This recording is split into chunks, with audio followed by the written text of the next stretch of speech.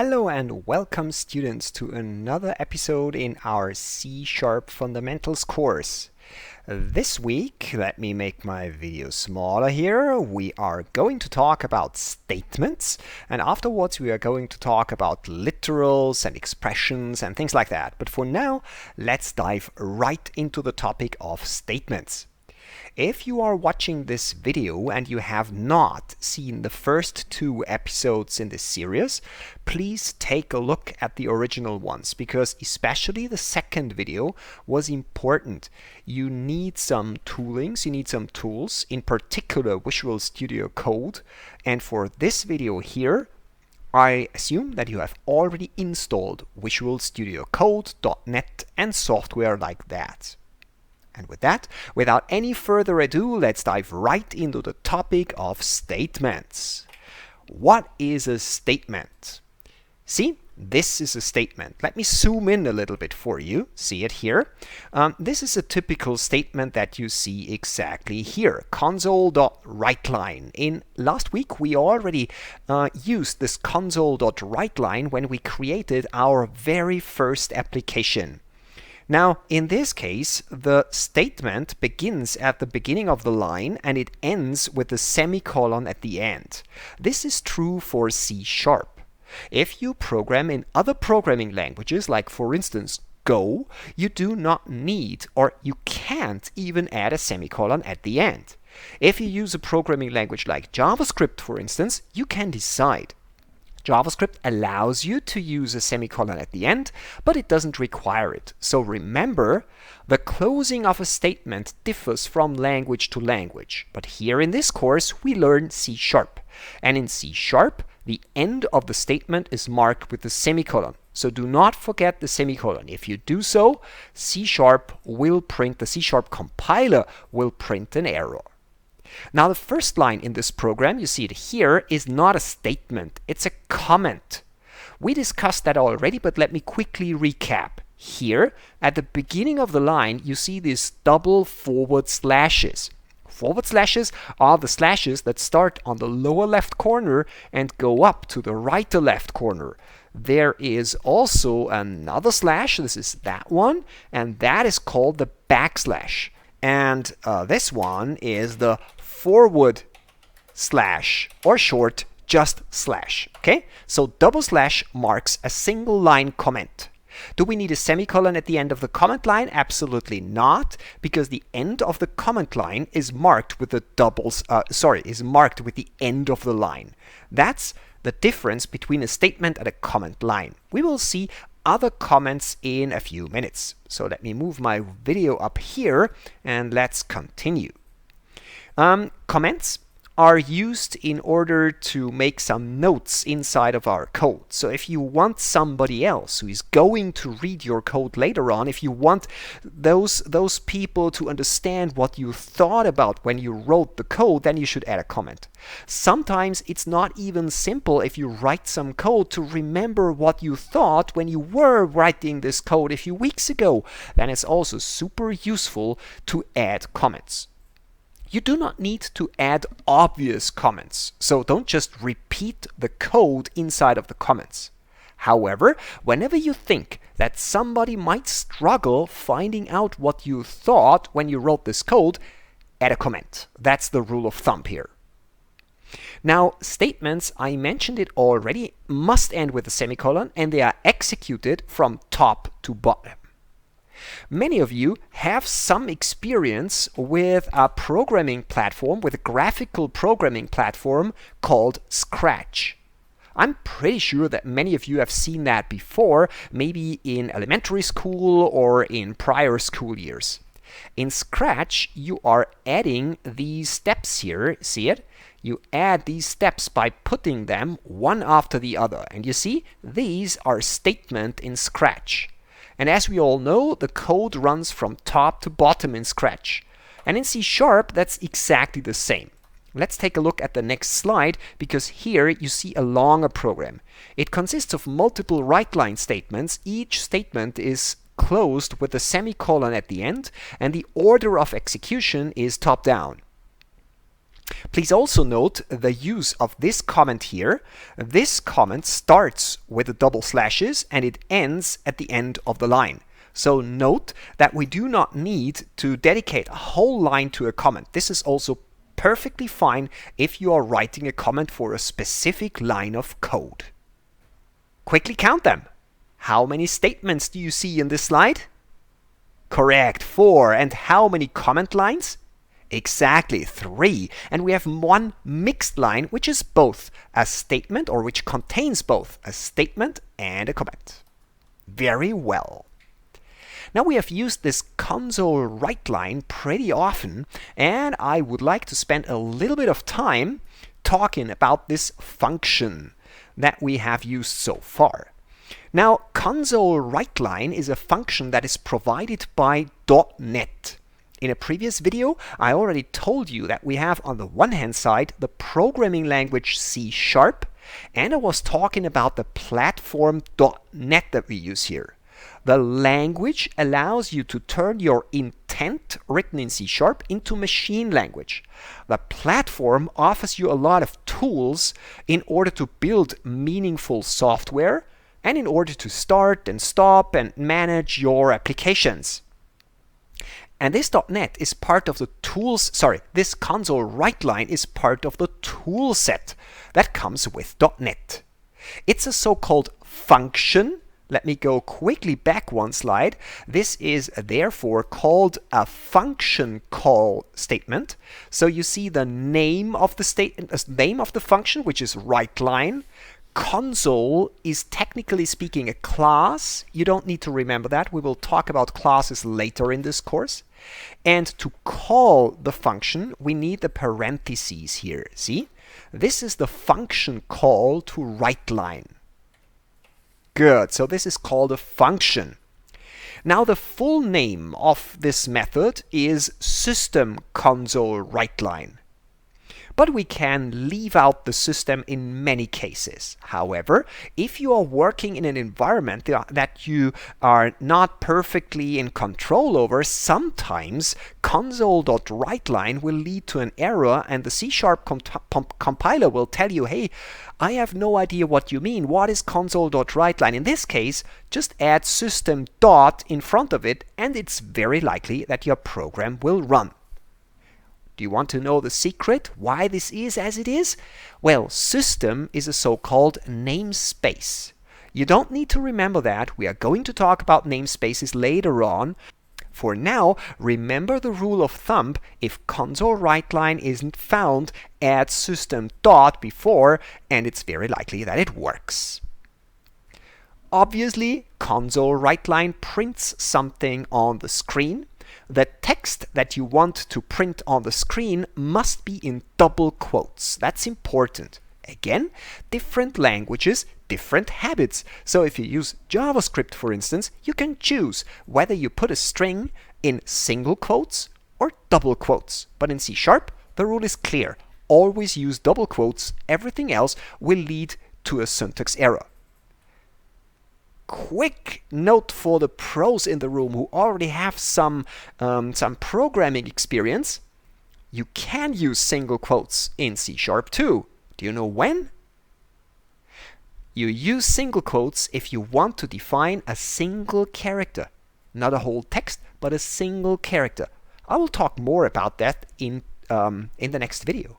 But for now, double quotes for texts. Remember that, and you are on the safe side.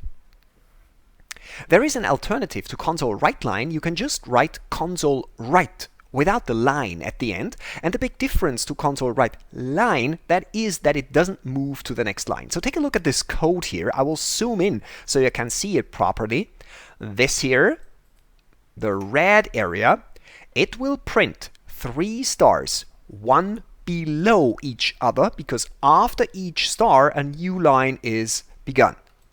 And if you take a look at the yellow part here, this is Console.Write. It will also print 3 stars, but in a single line. So it will result in something like this. Okay? So Console.Write, Console.WriteLine. Good. You ask yourself, why console? What is a console? This is a console. See, In the mid-20th century, people, when they talked about computers and when they interacted with computers, they used consoles like that. This was called a console. It consisted of a screen that could print characters, and it consisted of a keyboard. Okay, so this here, this is the screen, this is the keyboard. So this is where the name console comes from. So if you can't remember this console thingy, remember this picture, and then you might come to the word console. Console.WriteLine, okay? Console.WriteLine prints something on this screen. Okay, I already told you if Console.WriteLine doesn't work, put system in front of it. So one thing here, this is how it would look like if you have to put system in front of it. If you want to not always have to write the system dot at the beginning, you can also use something like this, using system, and then magically console.write will work. This is how namespaces work, but I told you already, that's just for situations where you use a foreign computer with, for instance, an old version of C# installed or an old version of .NET installed, that you sometimes need this trick. But in general, in our course here, we are going to use the latest version of C# and the latest version of .NET, so this should not be necessary. This should be the way to go in this course if everything works out as planned. Very well. Let's do a quick exercise. Let's write a program that prints a cooking recipe on the screen. I am here in my empty folder. Let me show you. This folder is really empty, where I collect all my programming exercises. So for you, you should already have such a folder. We already talked about it in a previous lesson. So let's create a subfolder. I will call it 0010, just a number, so I have it nicely sorted, all my exercises, and I will call it cooking recipe, something like this, okay? This is how it should be. And here we are. Now let's create a console app. We already did that in a previous lesson. Can you remember how it worked? Yes, .NET new console. That will give us a new .NET application. Last time, in one of my previous videos, I used Notepad in order to edit our program that we just generated. Let me quickly remind you. Here, this is the generated program, and last time we opened this file in Notepad. But now we are already semi-professional developers, aren't we? So what we are going to do is we are going to edit our program in Visual Studio Code. How do we do that?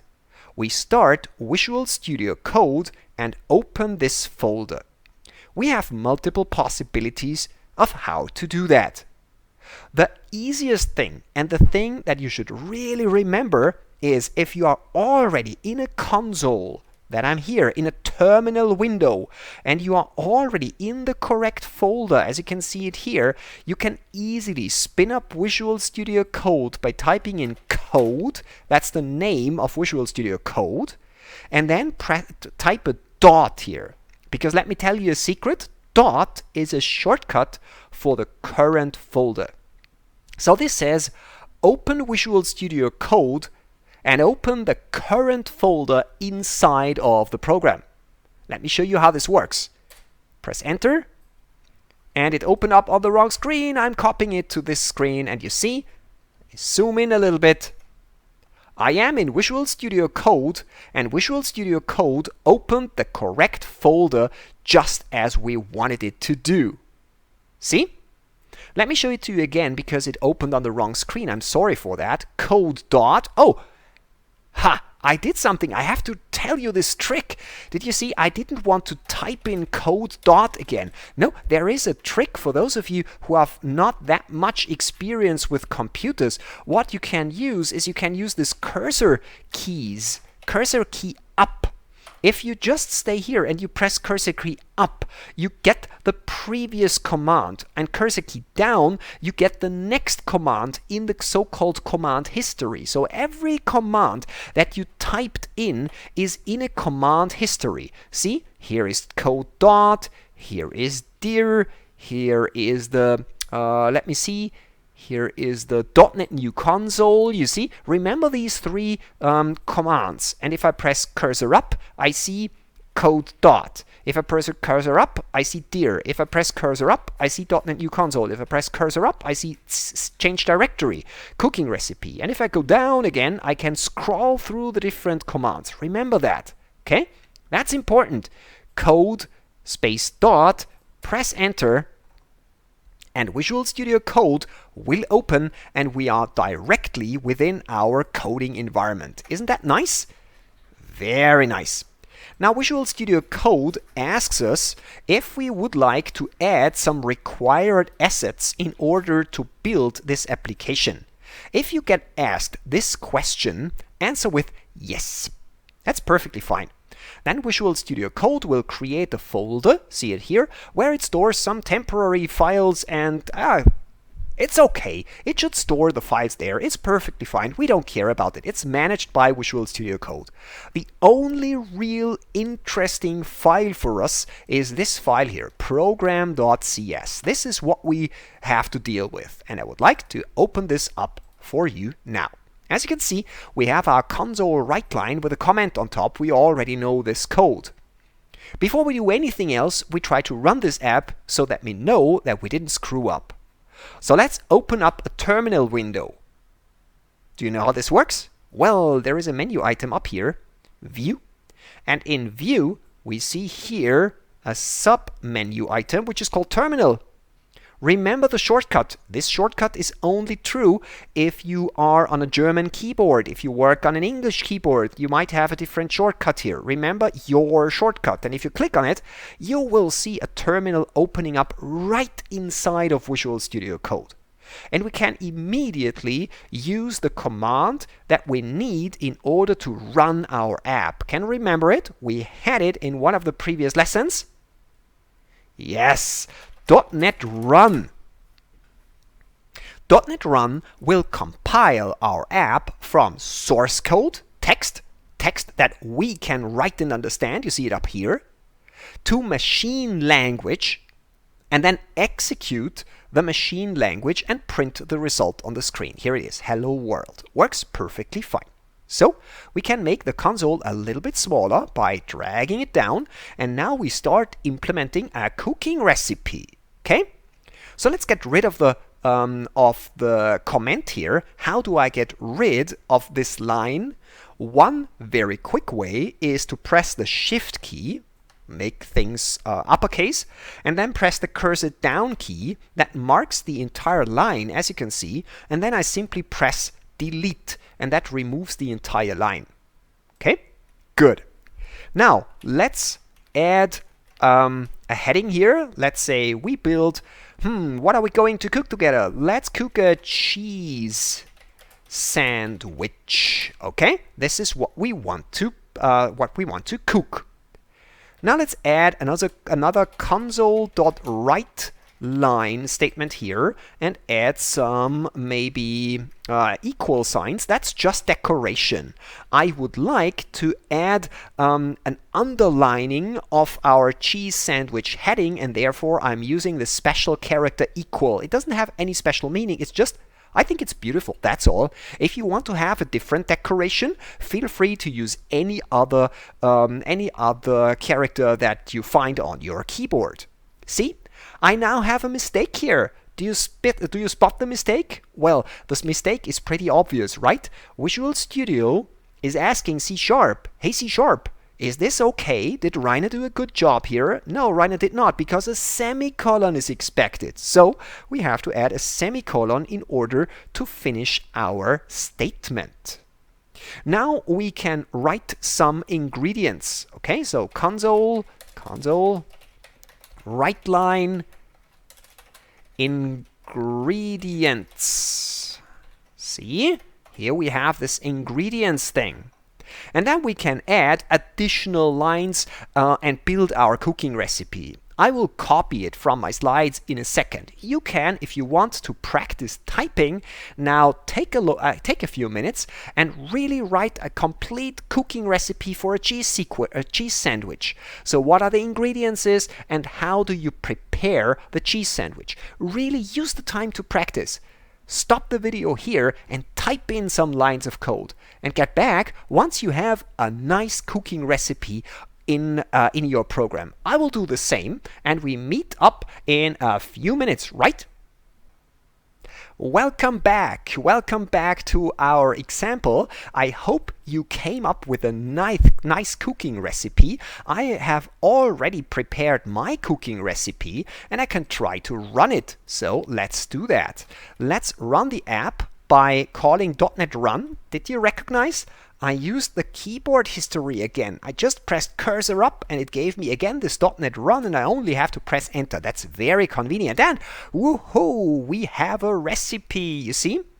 The recipe is the result of a lot of statements. See, here we have our statements and these statements were executed from top to bottom, right? Did it work for you? I hope it did. Now, what are we missing? What are we missing here? Yes, emojis. Exactly. We need emojis. Let's put an emoji here. For instance, a sandwich. Here we have the sandwich. By the way, do you know how you get this nice little emoji keyboard? If you are not that experienced with Windows, you can use the Windows and dot, the Windows key and then the dot key, and that will bring up the emoji keyboard. So I enter a sandwich emoji here and maybe here for the oven. I'm using a heat emoji. That looks good. And for the enjoy, I'm using a happy emoji, something like this. I think you know what I mean. Please add additional emojis if you want. By the way, before we move on, I would like to point out a very important point here that many beginners get wrong. In Visual Studio Code, it's possible to enable autosave, and I did that. Please take a look in the File menu, and there you find autosave.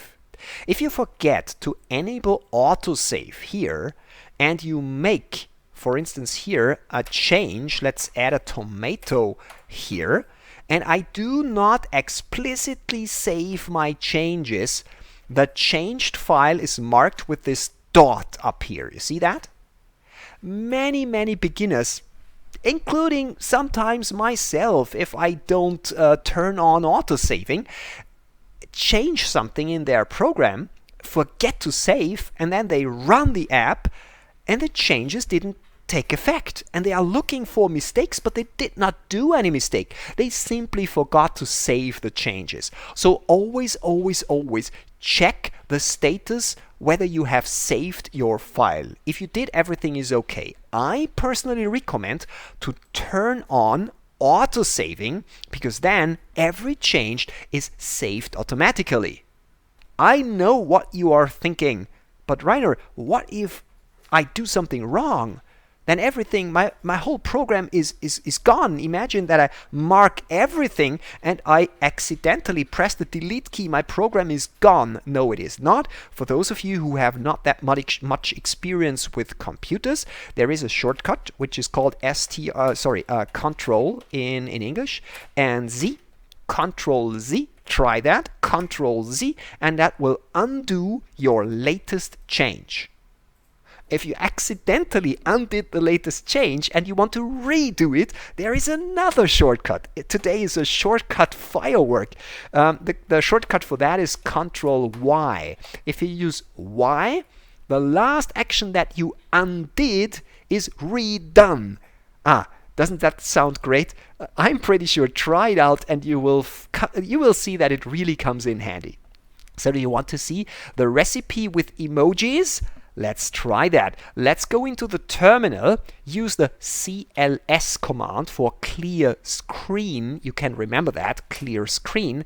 And then use the .NET Run command again. And now we are, oh my god, so disappointed because our emojis didn't work. You see? Here, no emoji, no emoji, no emoji. Yes, I have to tell you a trick. It's also part of my slide deck, so you don't need to write it down. We have to add one additional line of code if we want to make emojis work. We have to say console dot and then use output encoding. And here I have another very important tip for you. If you use Visual Studio Code and you start to write names of functions or properties, Visual Studio Code will automatically suggest the proper method names or property names for you. So you do not need to completely write output encoding. You simply can use the mouse or the cursor keys to select what you want and then press enter or click with the mouse, and you have saved a lot of keystrokes. That is super convenient. This feature is called IntelliSense. Remember that. You will often hear professional programmers talk about IntelliSense, and this is what they mean. Statement completion is the name, is also a name for that. So in our case, we have to say console output encoding equals to encoding dot default. Sorry, we have to say system text encoding default. This is what we have to write. If you don't fully understand what we are doing here, what is now encoding, don't worry. Don't worry, that is the topic of a different video. For now, just trust me, believe me, this is necessary in order to enable emojis. So, second try, CLS for clear screen and .NET Run. And you see, emojis are here. Let's zoom in. You see a nice little sandwich emoji. We have a nice little tomato emoji. Everything works perfectly fine. Let's go back to the slides. Here you see the example also as part of my slide deck. So if you need to remember what you did later on, you can always go back to my slides and copy it from here. I have a bunch of pro tips as a closing for today's video. These are tips which might make your console apps even more colorful and beautiful. Let's take a look at them. First, magic of \n. What is \n? I think I simply have to show it to you and then it will be pretty clear. Let me zoom in a little bit. Do you see here we have one line of text, but inside of this one line of text we have this \n and another \n again. You know what this \n does? It goes to the next line in the middle of the text. So this will print 3 lines. The first line contains the text line 1, the next line contains the text line 2, and the next line contains the text line 3. That's kind of obvious. So .NET In is a very special character, obviously, because it is in reality, let me tell you a secret, a single character. Although you write it as 2 characters, \, and n, it is technically for the computer a single character which just instructs the computer to go to the next line at the beginning of the line. Okay? So one line down, back to the beginning, and then you can print things again. Those special characters have a name. They are called escape sequences. You see it here, escape sequences. And this is blue, so it is a link. Let me quickly click on that link. And you see C# has quite a bunch of these escape sequences. No, you do not need to learn them by heart. You do not need to know them all for now. Over time, you will learn more about them. Here, you can find the new line, and that's perfectly fine. Everything else is a story for later. So the magic of \n comes in sometimes super handy. Remember that. We will definitely use it later in our course. Next one, clear screen. Let me demonstrate what I mean with clear screen. See, if I enlarge the terminal a little bit and run the program again, then you will see that here I have my old recipe, then I run .NET New, and then I continue with the next recipe. Wouldn't it be nice if we could always print the recipe on a beautiful blank new screen? And this is exactly what we can do with this command, console.clear, to clear the screen.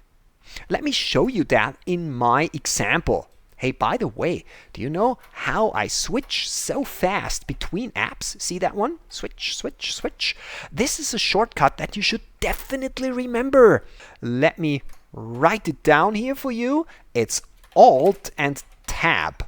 I press Alt and Tab, and that allows me to quickly jump between my windows. You see, I jump between this one and back to the slides again and back to my code again, and it's always just Alt Tab that I press, and that let me jump between the screens. Okay, that was a sidestep. What did I want to show you? Clear. Yes, clear. It was clear. It was clear, and the function clear. Let me show you that. I can say console.clear. See? And if I now run my program, you see the recipe is beautiful on an empty screen. Everything is cleared before the first line is printed. I can print it again, and it will not go scroll down, but it will be printed on a new screen. So this is what console clear does. Another function, another statement closed with the semicolon here. Okay. Colors. We can colorize our output, and we can do that with these two so-called properties. Now, take a look at this code here. You see, here we are setting the background color for the text that we want to print. And here we set the foreground color, so the color of the text that we print. And then we can do a regular printing with Console.Write or Console.WriteLine. And then we can immediately change back the colors, and we can immediately change it to another color scheme just as we like. Let me copy these two lines here and show you what I mean. So I go into my program, and I would like to somehow highlight this heading, this cheese sandwich heading. For that, I'm going to set the background maybe to, let's say, yellow. I like yellow here, and a red, a dark red, even better. Then we do the console print line, and then we can go back to some other color scheme. For instance, let's say the background is now black again, and the foreground is white. White is okay. Okay? And then we print the rest. Let me check how this looks like. So I run the .NET Run, and you see, cheese sandwich is now yellow and red, and then the output is as usual. Okay? So if you want to have colors in your console, you can do that by using background color and foreground color. By the way, a quick tip for you. I told you that this is called a statement. This is also a statement, but it's a very special statement. Because of the equal sign here, we call something like this an assignment. It's an assignment statement. It assigns a value to a property. You don't know what a property is? Don't worry. It will become clear in the upcoming lessons in the next 2 weeks. Okay. For now, just maybe remember in the back of your mind that's an assignment. I will ask you that definitely again in the upcoming weeks. So we have colors. We have beautiful colors, and believe it or not, we are at the end of today's lesson. We have learned what statements are. Remember, semicolon at the end. That's the end of the statement. We have used Console.WriteLine, Console.Write a lot. I told you why it is called console. And we have learned nice little tricks, how to enable emojis, how to print colored text, for instance, and how to clear the screen. So, a lot of things to practice. Thank you for participating in this lesson. And remember, mastery comes with practice. So, keep on practicing, keep on coding. See you next time.